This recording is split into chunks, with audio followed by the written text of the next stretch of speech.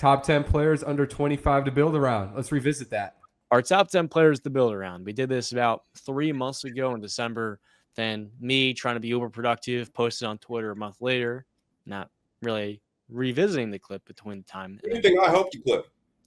And the way that we ordered this list, I had the odd picks, James had the even. Number 1 is Victor Wembanyama. 2 is Anthony Edwards. 3, I took Paulo Banchero. 4s were things that got crazy. We took Jalen Williams.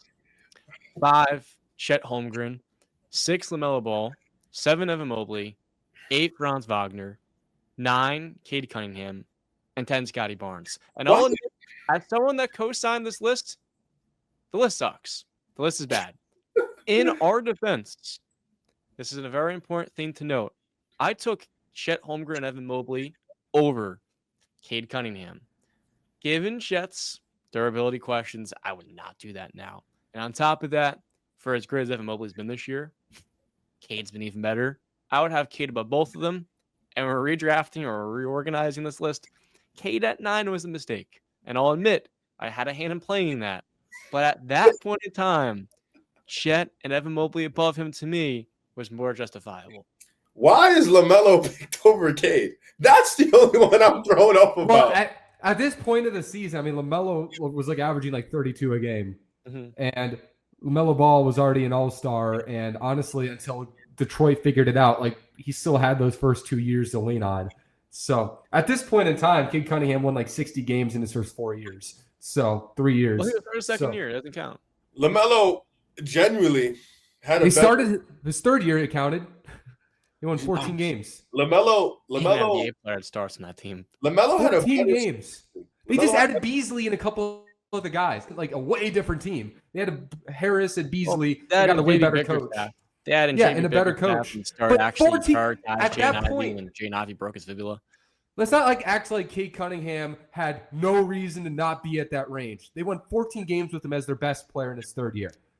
Technically second year if we want to make that mistake. Who gives a crap? 14 games. They started 3-29. You're acting as if adding in an elite shooter and a serviceable shooter. I'm not saying that. I'm saying that was 14 wins. 33 point shooting. That's dog shit.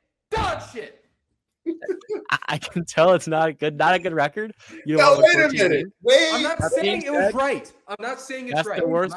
That's worse than we gave the Magic flack for their roster construction. Their roster construction was way better than last year's Pistons team. I agree, but 14 wins. I'm not saying it was the right take. What I'm saying, let's not act like it was a baseless, crazy, hated take at this time of it wasn't even Christmas yet. Like, Wait a minute. So you're telling me, Wilder, Cade gets no grace for that dog shit situation, but you put LaMelo up because he averaged 30. He had a Bradley Beal season, basically, with a dog shit team. LaMelo got drafted, and they had quality players. They won 43 games his second year at that point, too. Name the roster. They were all better than everybody in Detroit now, outside of Cade. Yeah, but we saw it with LaMelo. At that point with Cade, we didn't see it. And LaMelo is the exact same age as Cade. We saw it. Don't say we, John. You're with him. No, I wasn't. Rip. I did not. His best year was a 54 true shooting, 14-win season. He was coming off a season-ending surgery. Excuses. I'm not saying it's the right take. I'm not saying it's the wrong take. But let's not make it sound like there's blah, blah, blah. Dude, Karl Anthony Towns had really bad teams in Minnesota, and he was more productive than Cade at that stage, right? So I'm not saying it was the right take. Cade proved a lot of people wrong.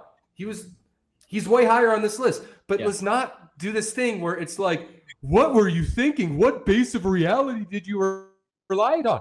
I relied on a lot of reality base. So it's not the right take. But let's not you can make fun of the take, but let's not make it sound like there was no base for it. Yeah. So now Cade is higher because they're winning and he's putting up similar numbers. Well, Cade Cunningham's playing like an all-NBA player this year, so no crap. Yeah, he deserves it. Cade Cunningham played like an all-NBA player last year. His team was just No, he didn't. His team was just that bad. He was kind of being held back. This year, he's not being. You mean to tell Wilder? You mean to tell me the difference between he still is, but the legit difference between last year and this year is Malik Beasley, Tim Hardaway Jr., and JB Bickerstaff, that's what tilted you that much? It made a big difference for him, man. It really did. That just speaks more to how dog shit the situation is, that all they needed was 2 shooters. And Malik Beasley wasn't even a highly recruited free agent last year. He signed him for a 1-year, $6 I'm million not saying, but I'm not saying that's wrong. I'm not saying that's wrong. But my problem is we're making it sound like there's no base for any purpose for why you would have Cade at that spot that time. He proved himself this year. He proved his worth this year. He didn't prove his worth before. Mm-hmm. It's not. I'm being fair with Cade. I'm being fair with him. I think you're being fair, but where I stand on this is that even now they don't have a second creator. And so that's why he is way higher on this list this year. He does everything. And last year, there were games where he would will them into a close game and a competitive game. And the team around him was so abysmal. I mean, when Isaiah Stewart's playing the next most minutes on the team and he wouldn't be on the rotation for some contenders, it really went to show just how kind of prehistoric and archaic their lineup was. And this year it's been a little bit more well organized. And even then, he is the same exact player to me. I believe his assist numbers have improved because their shooting has developed. And defensively, they've really kind of just elevated their group and they're having a really solid 500 level baseline. But I felt like looking at it then, where I maybe underestimated Cade was his ability to get to the rim because there's so much in the lane. There's so much congested. This year, he has been able to take over inside the arc. And that was something that coming into this year, I didn't expect to be as strong as it has been. I'll say this. Cade is going to be way higher on this list. He's going to be, and he deserves it. I think, it's really just, I think it's a healthy medium between what me and Wilder is saying. You can look at it and say, well, he, number 1 pick, he should be able to elevate. And you also can look at the situation like, this is really like one of the worst situations in NBA history. So there's definitely a healthy medium. Do you expect more than 14 wins? I can understand where Wilder's coming from with that. Like, you expect more than 14 Ws. Like 14 wins for a season is crazy. I definitely get that part. Where I'm at with the LaMelo thing, he's probably going to be higher anyways. But now are we going to, same thing with Cade, are we going to now enable LaMelo in these conversations because his team is just bad? Or are we going to evaluate him the same way? I'm evaluating Cade was still 9 on this list. Cade was still 9. It's still a high ranking. I'm saying now we're probably gonna drop LaMelo in the list because now his team is terrible. No, having high numbers. It's not because of his team though. He's not playing great. High. But no, my thing is you had him high before. His team wasn't good. His team hasn't been good all year. But you had him high before. Now we're sitting here. He's been dealing with some nagging injuries.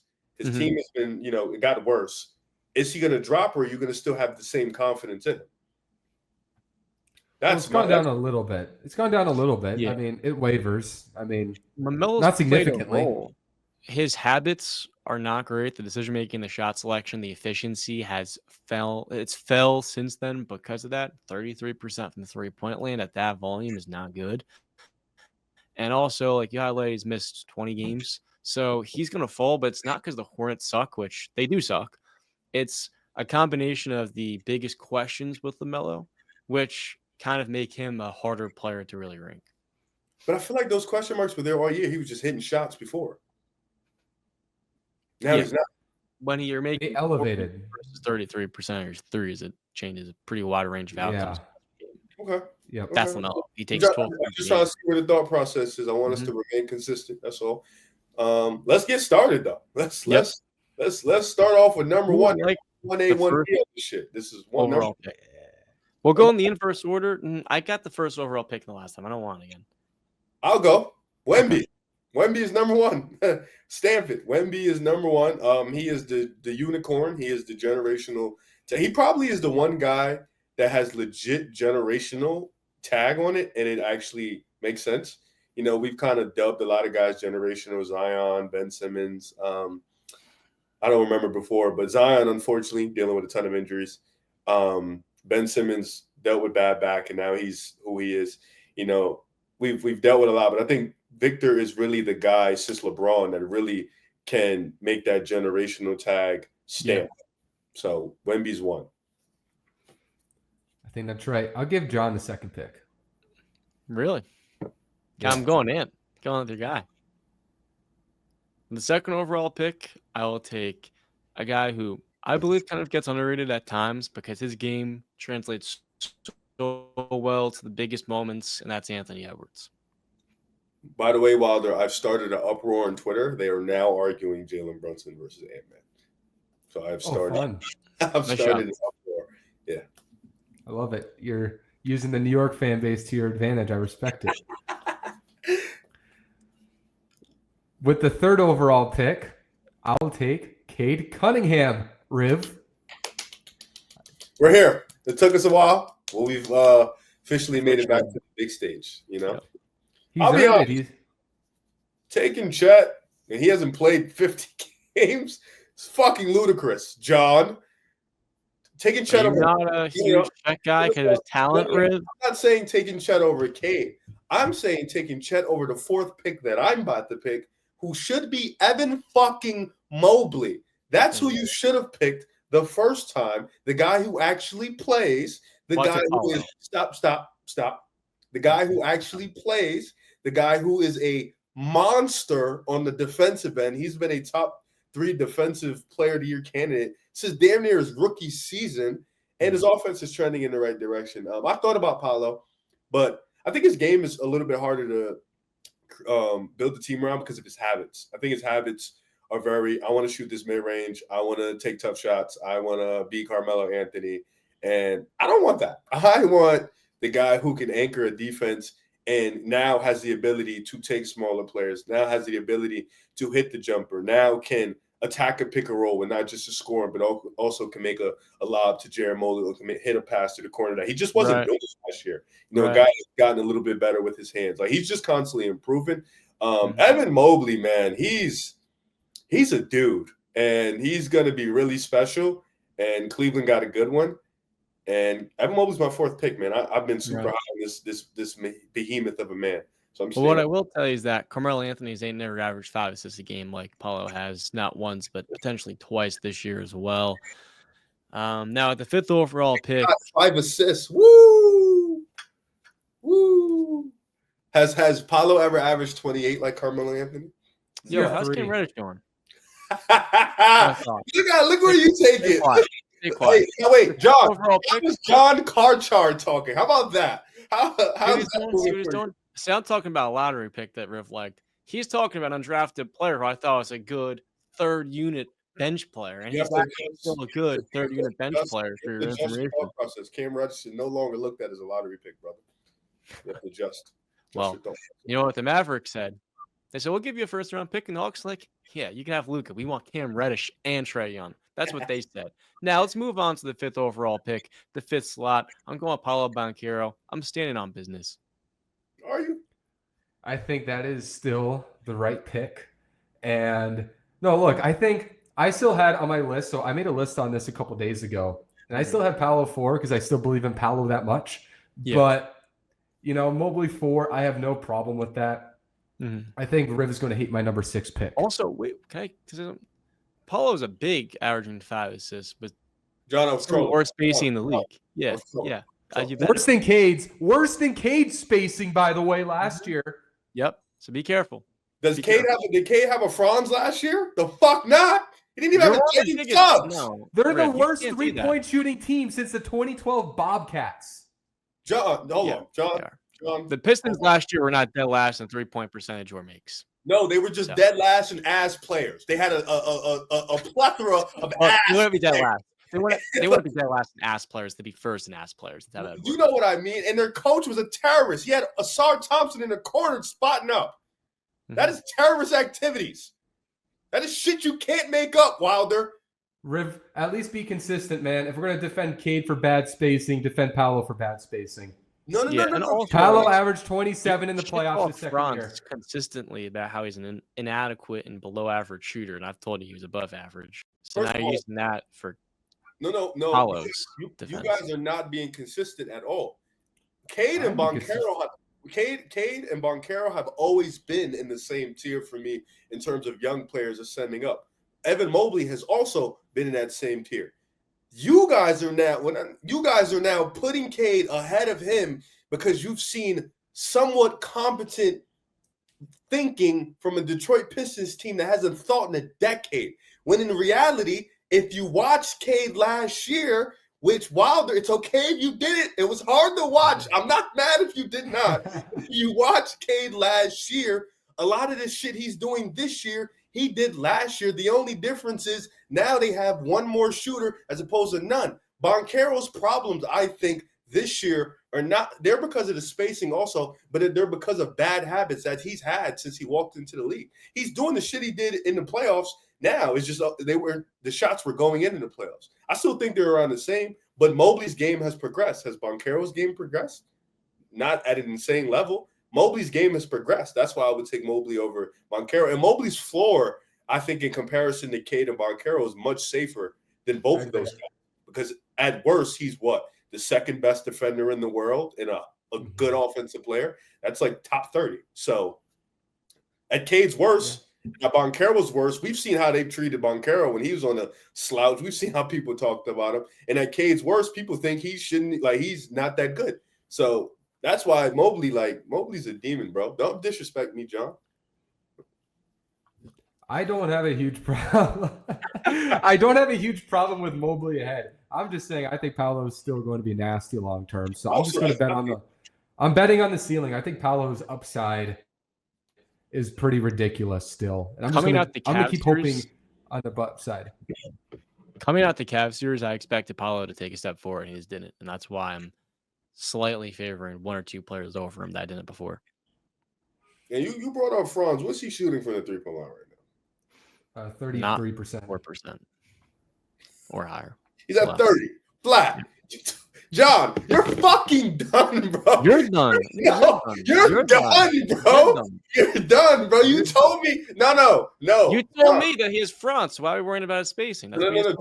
John. You told John. You're not gonna lie to these people.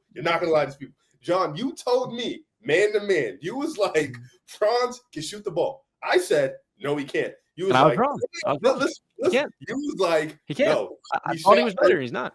Yeah, he has yet to get back to that percentage that you love to milk out in a while. He's at 30% right now. I haven't. You won't hear me milking out for a long time because, as you just said, it's been 2 years since he shot league average. Since then, he shot 29% in a 2-year sample. I admit that I was right. So, I was. It hasn't looked good for me since then. But what am I going to say? Right. Now with the 6th overall slots, that would be James.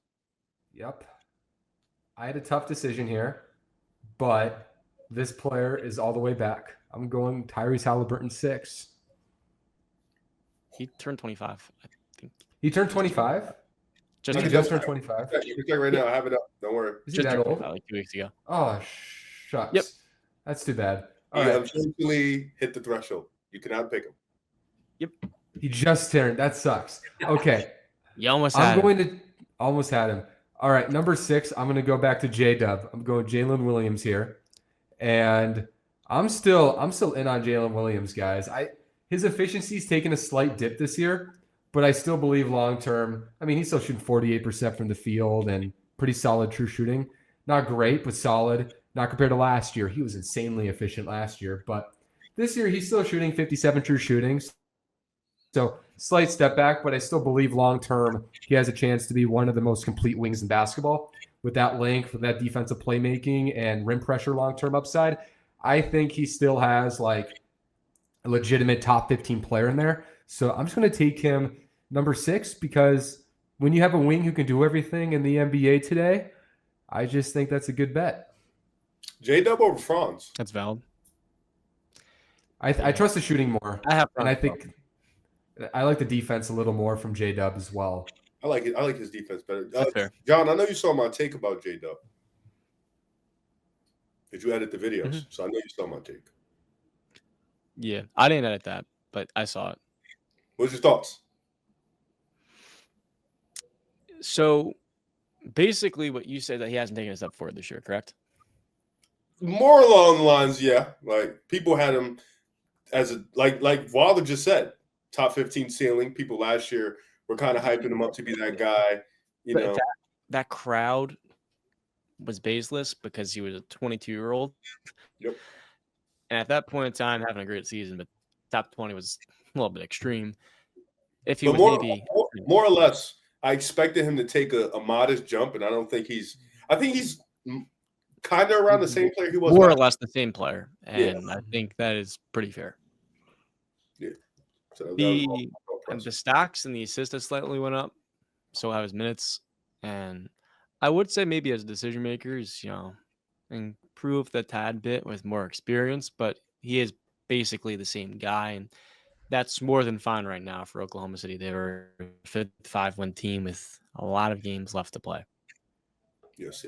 So yeah, I think it was a fair take. Thank you, John. Don't think he's a riser. Thank you, John. I appreciate that, John. Some people they attack me, and John, you're a reasonable guy, so that's why I ask you questions.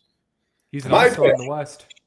He was an all-star, not deserved, but he was an all-star. So I got to give him credit. I think was he the replacement, right? Had to have been. I think he got in. No, he got in straight up. I think he got in. That's why I don't pay attention to it. Alperen Sengun was a bigger problem than Jalen Williams getting in. Both of them fucking bums shouldn't have been on it, but that's not over Sabonis is crazy. I've had some Kyrie before, but over him and Kyrie is wicked. Yeah, Kyrie didn't get it. Yeah, Sabonis should have been stamped. So my pick. It's my pick. 6th pick, 7th pick. 6th pick. 7th. I contemplated taking Amen Thompson and shaking this shit up. I really did, but I'm gonna wait. I'm gonna wait, and I'm gonna take Chet here. I still think Chet has top 10 young player ceilings. I know he hasn't played a ton, but when he does play this year, you've seen how good he can be, how his versatility on the offensive end is as a scorer. How he can put the ball on the floor, that shooting stroke, and then defensively, I think he's really great. I don't think he's as good as Mobley on the defensive end, but I think offensively he probably has a tad more in terms of long-term potential because of the shooting form and the shooting he can provide. So I'll take Chet here. I still think he has a safe floor if he can stay on the floor. Right. That's the biggest question because he has basically the perfect game for a modern big with his offensive bag. And defensively, he's right there in that group of all defensive caliber bigs. Second team, he can be there consistently. But if he's going to be missing 25 games a year, and even more in some instances, it really does make it harder to kind of put him in the top 5. Now, we're on the number 8 overall slots. And right here, I'm torn between 2 wings. One is a little bit more NBA ready, a lot more is kind of a ball of upside. And can you tell us the 2? I hope you're not talking about Jalen Johnson. Oh, no. Okay. Never mind. I'll be honest. I would have threw up. No offense. One's definitely in Toronto. Am I right? No, I'm not thinking Scotty Barnes. I would have threw up again. I love Scotty. Scotty Barnes is not nope. Now you're gonna stop guessing. Yeah, if you keep guessing, you're gonna eventually get them. We would hope he would have. Is he one of the players you won't let date your sister? No. Wait, Zion's 24. I love both of them. Date my sister. Oh, Zion still can be Zion. Yeah, he's 24. Zion's gonna be on this list, and I'll be very honest. This is top 10 players to build around, or just top 10 players? I thought it was top 10 players to build around. Build around. Yeah, because I would rather fire him. If I'm building a team and I actively choose Zion, I'm deciding to make it the most painful job of all time because you can't build a team around Zion. Sorry. You get Zion? Okay, now let's build a roster for when he doesn't play, which is 70% of the time. And unfortunately, for as wonderful a player he is when he's on the floor, I'm sorry. Sorry, Drew. I'm sorry, Zion fans, but you need to actually play to be built around. And it's a tough sell. His game is really built around a style which he can't sustain. I'm telling Drew you're shit talking Zion. Tell him this quotes. Sorry, Drew. John.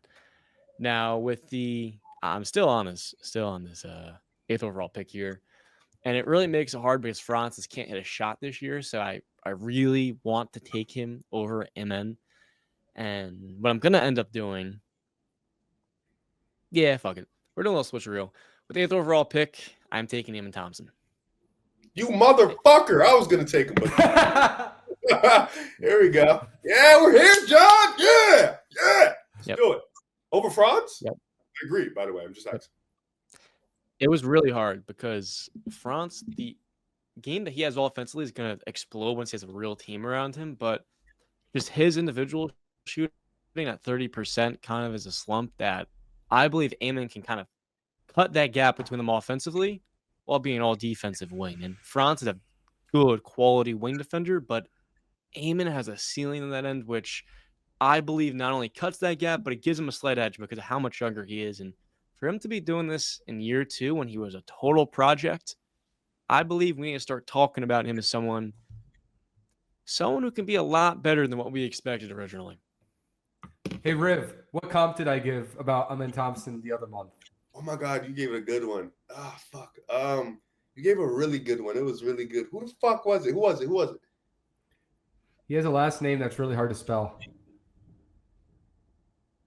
Dude, what type of hint is that? It's a very obvious hint.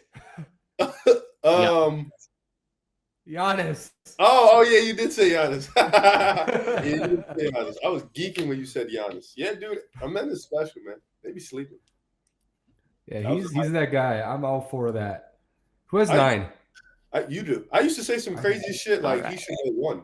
I thought he should go 1. That's how crazy I was over it. Yeah, that is crazy. But he should go 2, I think, in a 2023 redraft. I think, even though Charlotte would be like the worst spot for him, but Charlotte would still take him, I think. And yeah, so with number 9, John, we're not letting him fall much further. We're going to keep Franz Wagner in the top 10 for the reasons you mentioned. I mean, in this group, you can make a legitimate case. He's the most gifted rim attacker. You can make that case because he is a special driver at that size, the creativity with his footwork, touch, timing, his strength, coordination. He's unreal. And I agree. If you give him a real team, he could average like 28 a game if you give him good spacing. So I think his ceiling is super high. It's just the jump shooting in the playoffs. Can that get back to a level we thought it could be from Michigan? I think it's still possible, but the shot base is shot. That's the problem right now. The shot base is shot. So that's going to be the next step for him, but he's still like an unbelievably gifted on-ball creator. Yeah. Here we go. This is where I shake shit up for real. This is the last pick. Yep, last pick is top 10 crime. The last Jaden McDaniels? What? The last pick in our top 10 players under 25 to build around. I am picking Cooper Flagg.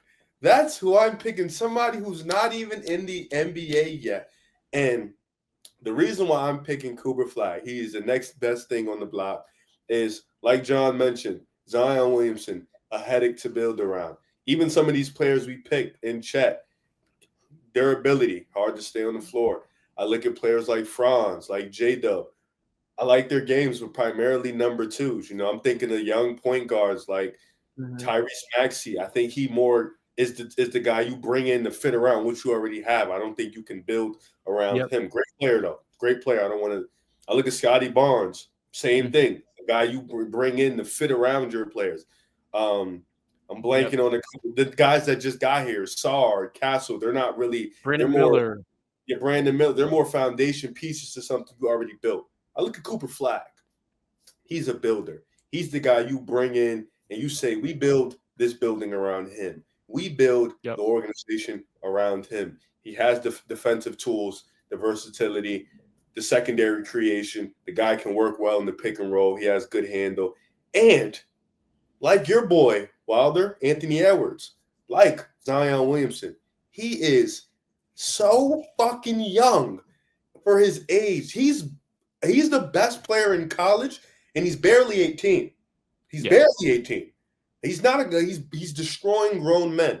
So I'm excited about Cooper Flagg, and I think even though he's not in the NBA right now, it's a guy I think he's gonna walk in, and he's already one of the players you want to build around. I like that a lot, Riff. That was a clever spin. It reminded me of your segment the other day.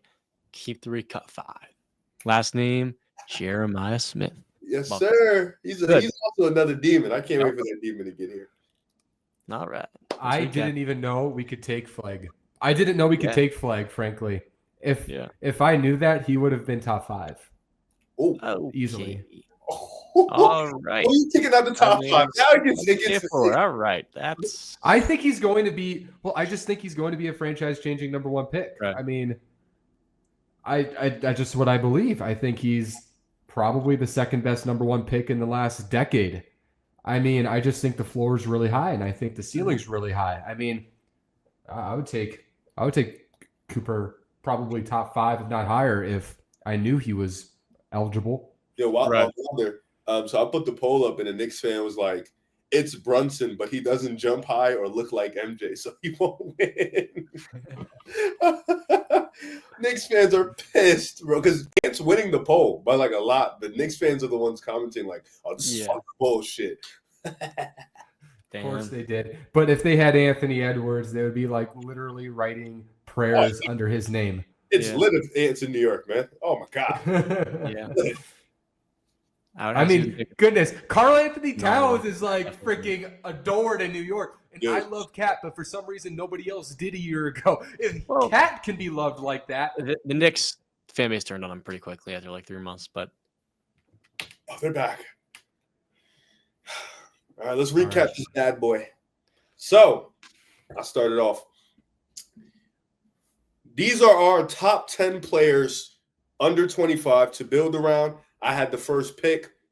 I had the first pick. First name up, I'm taking Victor Wembanyama. Oh, that's me. John. With the second spot, I'm taking Anthony Edwards. With the third overall pick, I'm taking my favorite young player. None of you believed in him, but I did. Cade Cunningham. Number 4. It's me. It's me. Yep. You should stop, John. You should really, really stop. With the 4th pick, I am taking that demon in Cleveland. Give me Evan Mobley. Number 5, we're going Paulo Banchero. They may leave, but I'm staying true to my guy, P5. And number 6, I am taking one of my favorite young players in the league, Jalen Williams. And number 7, I am going with that other demon in OKC. Give me Chet Holmgren. Number 8, we're taking a swing on a player who's truly got the makings of bona fide All-NBA player. That's Amen Thompson. And number 9, I'm going to take Austin Butler's doppelganger, Franz Wagner. And with the wild card pick that I shook up, number 10, I am taking the Duke phenom, Cooper Flag.